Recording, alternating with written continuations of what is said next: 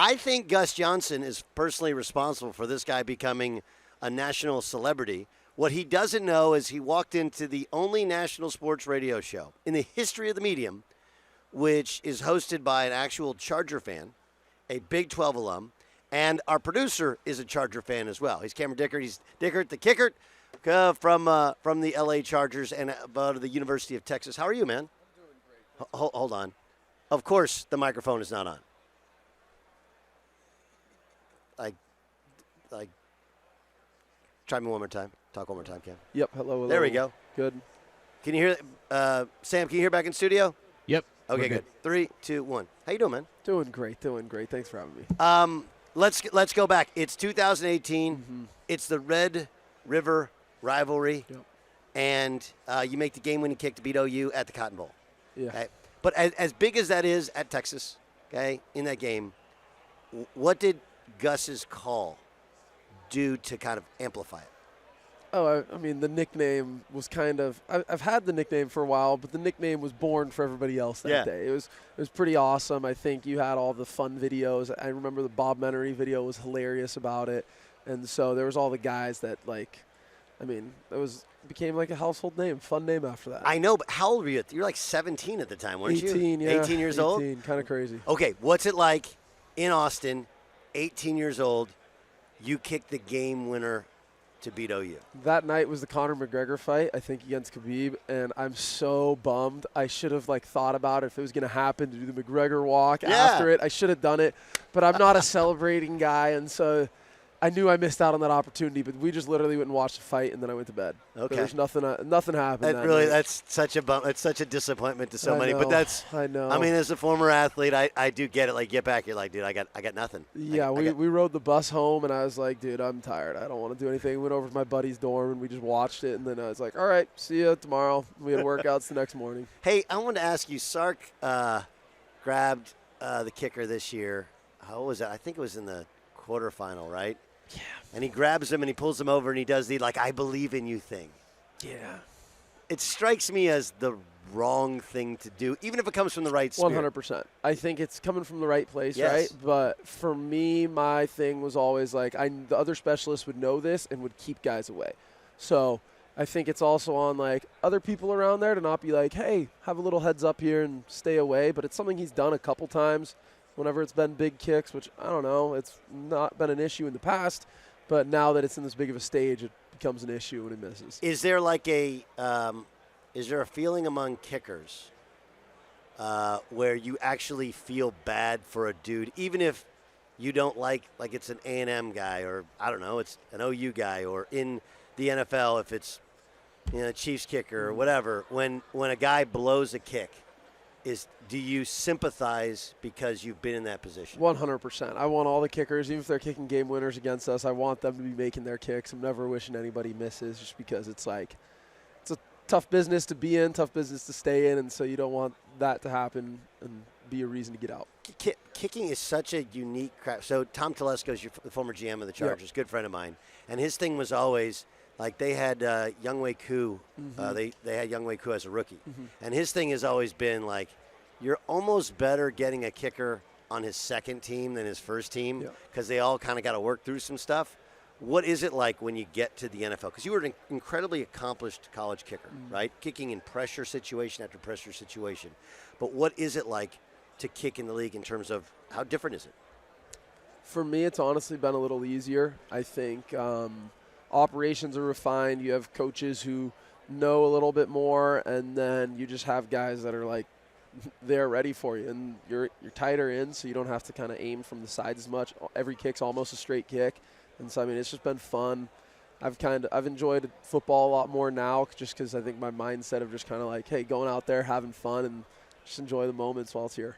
They're going to kick in a dome. How much does, obviously you kick in SoFi, mm-hmm. how much does that, and SoFi's weird. Does it have wind? Yeah, it's open. It's super strange. So, when it rains, rain will also come in. Yeah, that part is, but I'm just talking about, in kicking wind. Is there a wind tunnel at your back? It doesn't feel like it would come sideways. No, it comes from, so we have both end zones open. Yeah. So it'll come through one way or the other, and it maybe is changes a yard or two on a ball. Nothing too bad. We haven't had a bad windstorm. But do you get Do you get the extra distance that people talk about from the dome effect? From being indoors? Yeah. I think, you just have the consistent distance for sure, so that you don't have to, like, think about it as much, and that it doesn't swirl or have side-to-side wind every kick. Again, you kind of just play it like you know how to. Okay, so Jim Harbaugh comes in as your coach. Yeah. What's your first interaction with him like? It was funny. I invited him to church his, like, first week there, so I brought him out to church. What church? It was Watermark, Orange County, when we were still in Orange County. Where's that?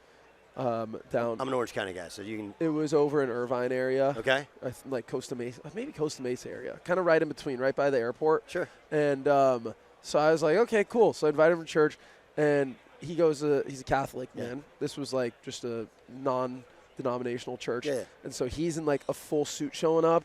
And it's luckily, like Orange County dudes show up in flip-flops. I'm usually the dude who shows up in flip-flops. Yeah. I only wear flip-flops places, and so I was like, going to show up in flip-flops, and I was like, okay, maybe I should be presentable today. Threw on a pair of shoes with my shorts and like summer shirt, but like it was also February or something. Doesn't matter. The Orange weather's County, 65 degrees. It's nice out, and so he's in a full suit, and I walk in, and I was like, ooh, this is weird. This is like kind of a weird dynamic now. And so it was funny. He and I talked. There was a guy who went on stage barefoot and in like a pink hoodie. And I was like, this is hilarious. Just like my first interaction was bringing him here. And so we had a great time. And then he had to leave early for some meetings for interviewing other coaches. But it was awesome. What's he like with you guys? How much does he, because, again, he's old school, right? But also an old quarterback. And back then, quarterbacks used to be holders as well. Yep. And he's been through what's the level of interactions like between you two? He brings team camaraderie to an all-time high. I feel like he's a funny dude. He's like your friend's dad who's like a weird, funny guy that just like loves you so much. And so it's awesome to have a coach that's so loving and that like pours into you. And so having that around makes everybody's life easy and happy. And so like for me, it's just kind of a goofy relationship where it's just like, hey, he's a fun person to talk to. It's interesting though, like he'll catch balls from Herbie, right? But why won't he hold your kicks in pregame, right? I'm okay with it. I'm okay with it. Yep, we don't need that to happen. So don't worry, we can take that off the table. What would you do though if you get there and you get ready, you're out there early and he's got his gloves on and he's there and he's ready. He's like, let's go, big boy. If I needed it and if our punter was not there, I would have that happen. But if our punter's there and he tries to go down there, I'm going to politely say, hey, Coach, I need you to leave. Like, I need you to go do something else. I've always wondered, though, again, I know that mostly punters do it now in terms of holders, but it does when there's a flubbed snap, now you're leaving a punter as used to be the quarterback, right? Is there ever any thought to why doesn't the backup quarterback be the holder? So everybody has like their second holder that they'll kind of work through. Typically it is the backup quarterback. I can tell you, not nearly as good. You don't get the same amount of reps. You don't get everything. So like those guys know exactly where they're catching it from the snapper. It's an art. The whole thing is art. The snapper knows exactly how many rotations it is before it hits the guy's Serious? hand. Yeah. So they'll how many rotations for you guys? I think he's a 3 something. I don't know. I stay away from it because I'm like, dude, I don't need to know all your magic. Okay. So they all know the rotations. And what else? They all know the rotations. They know exactly so everybody's at 8 yards, right? They know okay, so depending on the holder, some guys will catch it out here, some guys catch it here. So when you have multiple holders change throughout a season, you'll see the snaps a little bit off. So laces are off. So your snapper knows with your guy, okay, he knows he's going to catch it at this spot just because they've worked it so much. So it's just like becomes just muscle memory for everybody at that point, and then it makes my life easy. Okay, so what are your thoughts when you process? Okay, you got to go out.